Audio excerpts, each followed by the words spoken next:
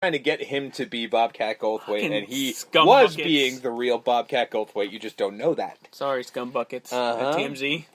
Pretty much. They can go fuck themselves. Just putting that out there. In January 2012, New Line Cinema confirmed that Scott Zabielski, that ain't right, director of Tosh.0, will be the director of the upcoming film. No, he won't. During a radio interview in March of 2012, Michael Winslow stated that production of the 8th film was due to begin in November, and that an offer had been made to Shaquille O'Neal to replace the late Bubba Smith as Hightower.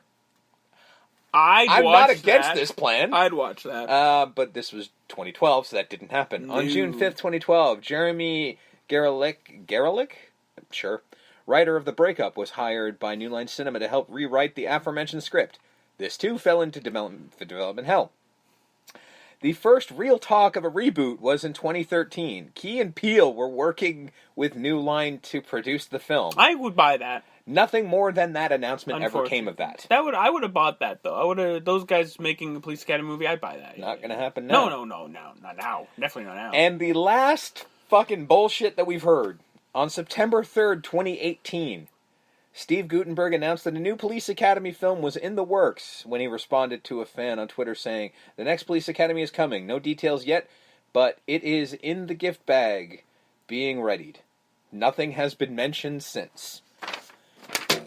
We're not getting one, guys. Fucking deal with it. If we did, I wouldn't want it. I don't think I don't think you can do it. I don't think you could do it. You can't do it. And you could do it, but it just wouldn't be funny. They're not going to do it because they're going to make it like all the other bullshit fucking quote-unquote parody comedies that they make now where there's nothing. It's just slapstick bullshit. Yeah, also, you can't make these jokes. No.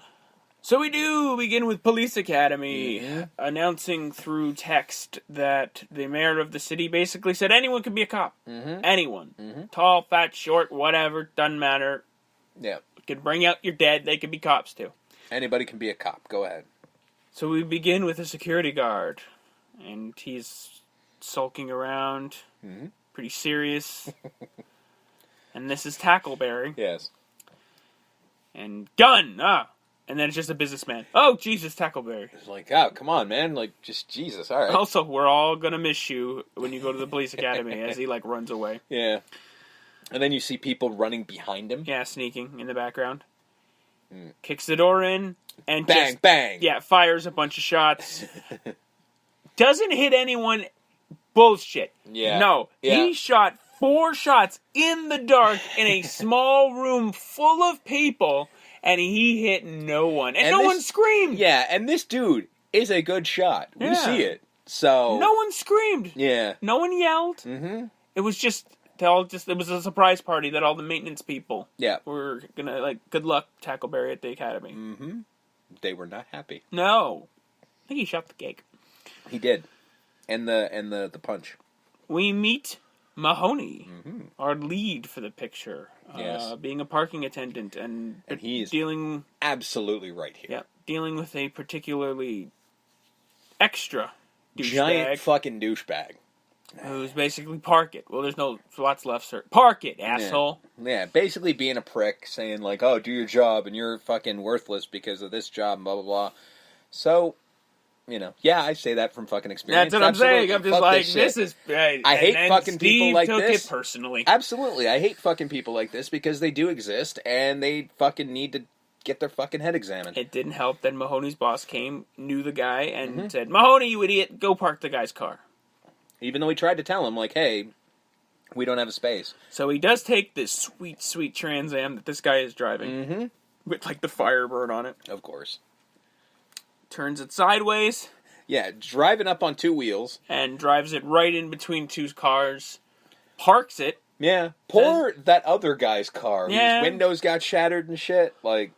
Oh, you're right. Sorry about that. I guess there was a spot. Throws in the keys and... We find out he gets arrested for this. Yeah. Is it a crime? I don't know. I don't think it is. I don't think it's a crime to fuck up somebody's car whilst you're... Although if you fuck up somebody else's car, you're... I don't know, because you're still driving. But they left them in, the keys within the guy's hands. So I don't know. I don't know if it's a crime. We meet another recruit, Barbara, Leslie Barbara. who works at a photo booth, and he just gets accosted, what assumes to be daily. Yeah. By a group of adults, and I'm like, does this happen? No. This doesn't happen in reality. Like, I know this happens to children, but this doesn't happen to adults. This does not happen to adults, and oh my god, did these guys not have anything better to do? Yeah. Because it's not like the photo booth. It's not like they just knock over the booth, which I'm like, they're just assholes. No. They take the booth. Of which he doesn't climb out of at any point in time when he could have. And then they put it on the back of a truck, and they drive it to a bridge, and throw it off the bridge. How do you allow this? And how is he not dead? I don't know. Although he's just like, yeah, I'm going to the police academy, and I'm going to get my revenge, basically, I guess. As he's, like, floating away. Yeah. Like, he's never seen again. No. We do meet Mahoney back. He's being arrested, I guess. Mm-hmm. Where he meets Larvell Jones. Yes. Monsignor Larvell Jones. PhD. Doctor. Monsignor Larvell Jones. Cut to, I guess, his dad's partner. Mm-hmm. Because I think Mahoney's dad was a cop. Yeah. Rocking one of the greatest mustaches in film history. That thing is spectacular. Mwah! Like, chef's kiss on the mustache, sir. Beautiful. Well done. In this Movember. Mm-hmm. And basically going, well, you can either go to jail in Rotten County, or you can go to the police academy. All right. You can't quit. But you can get thrown out. If they throw you out, that's fine. But if you don't get... Which I'm like, Well, he's telling him that, so he'll go along with it. Oh, fair enough. As we find out later, they're not allowed to throw him out either. Yeah. But we don't know that yet. He thinks he can be. So you're a cop or else. Mm-hmm. We meet the rest of the cadets. Like, there's Fackler with his wife, who doesn't want him to go, who then does a fucking gymnast routine to catch up to the car. Yeah, and it never occurred to me, because like I said last week, I hadn't seen this movie in 20 years. They ripped this off for Hot Fuzz. Yeah. And I didn't realize it. Like, I had no idea. I'm watching this going, oh my god, that's where Hot Fuzz got their shit from. So if you've ever seen Hot Fuzz, and you see him jump over all of the fences, this is where it came from. And I'm like, why didn't you just get Mary Lou Retton to play this woman? Yeah. Wait, how old was Mary Lou Retton in 1984? Young. Okay, then never mind. You can hold her up. No, but you don't want her to be his wife if she's a child. No, you age. No, she was young, not like a child. Oh, okay. That's what I'm asking. That's no, she was. I think she was big in the fucking 70s, so I'm pretty sure she was like at least in her 20s. Was the 80s? Fuck. All right, give me a minute. Because I'm just saying, if you're going to get someone... Now, granted, they just got a stunt person to do the... I'm just saying it would have been funny. No, I agree. For comedic purposes. No, certainly, but like... To have an actual, well-known gymnast do this routine for comedy purposes. You would have to... I mean, you would have to age her up, though. That's all. No, yes. I'm just... How the hell do you spell Retton? Because she was in Scrooged. Yeah. What happened here? I don't know. I started typing it, and it just disappeared. She just jumps on the hood of the car, and he proceeds to drive to the academy with her on the hood of the car for the entire ride. Yeah.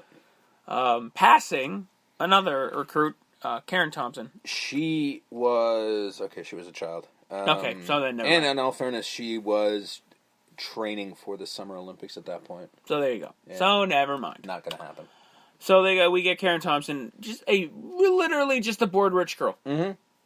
That's the only reason she's joining the academy, because she's bored. She wants to do something different. Yeah. And she literally later says she just likes to dress like a man. Like, nothing, no reason.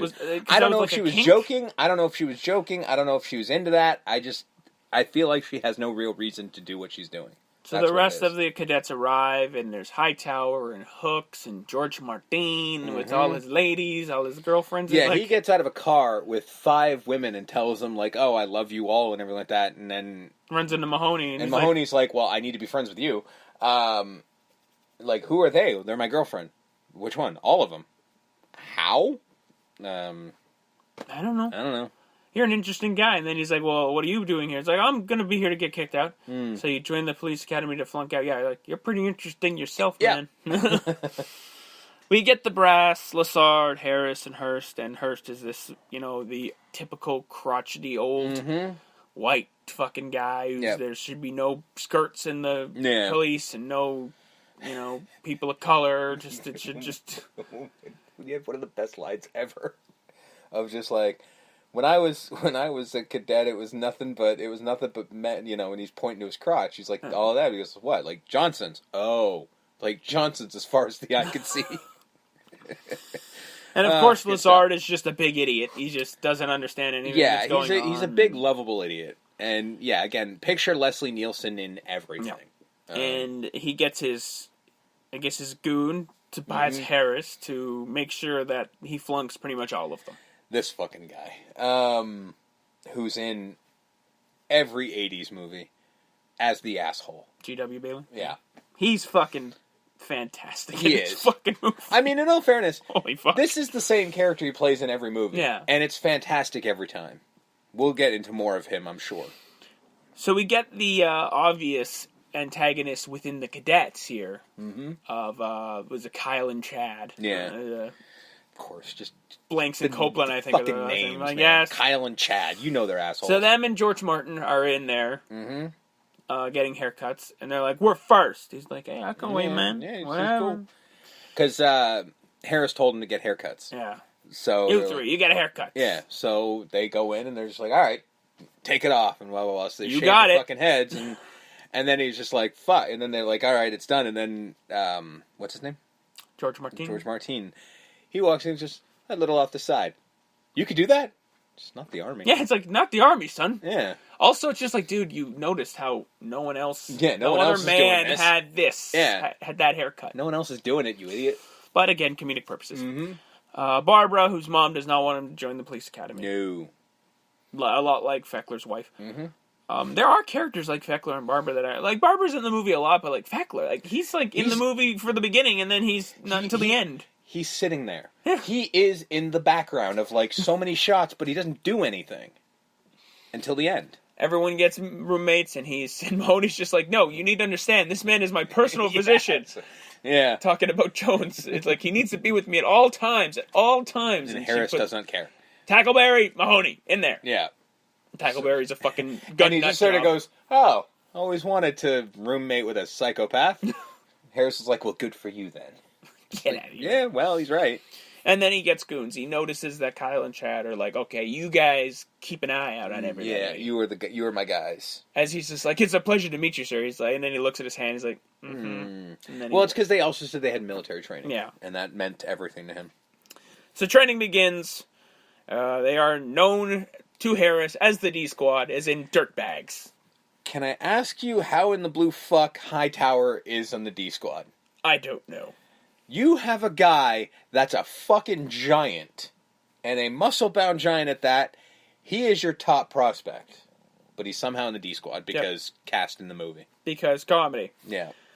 And his, I guess, head trainer is Callahan, who's like more the buff, muscular woman, but she's still hot because it's still the 80s. Harris looks over the cadets while they're sleeping, and that's weird. Yeah, very. Like, it's so weird. Like, at the end of the day, like, it just shows him through the hall polishing his fucking baton or whatever that thing is. Yeah, he's just like kind of looking in on people sleeping and smiling. I think the idea is he wants to. I think he's happy that he's killed them, kind of thing. Like, he's destroyed them, so they all are sleeping because it's supposed to be. It's 10 minutes before lights out, and then they're all asleep. Yeah. Except for Jones, who's playing a video game on nothing. Yep. And he's just making the noises. Yeah. Game over. And then, like... and then call him an asshole. Harris is, like, looking at him going, what the fuck, kind of thing, and walks away. He literally does the same thing. He goes, asshole. And he looks at his hands like, what the fuck? I love him. So, yes. Mahoney, I guess... he's just trying to get out. He's trying to be thrown out. He's doing everything he can. Like, he started this, because again, we sort of skipped over it, which was like the first thing he did, which was in the intro, where he just started hitting on Kim Cattrall. Yep. And had, like, pretended he was one of the... asking for a phone number, asked about her thighs and all this shit, and then, of course, he gets found out, and she's just like, oh, that's so cute. I'm like, wait, what? That's fucking weird, man. 1984. Yeah. So he goes to Lassard and basically goes, yeah, I need to go. And they're like, okay, well, let me just... Oh, yeah, you can't leave. Yeah, you're not Special allowed. case. Yeah. I can't get thrown out.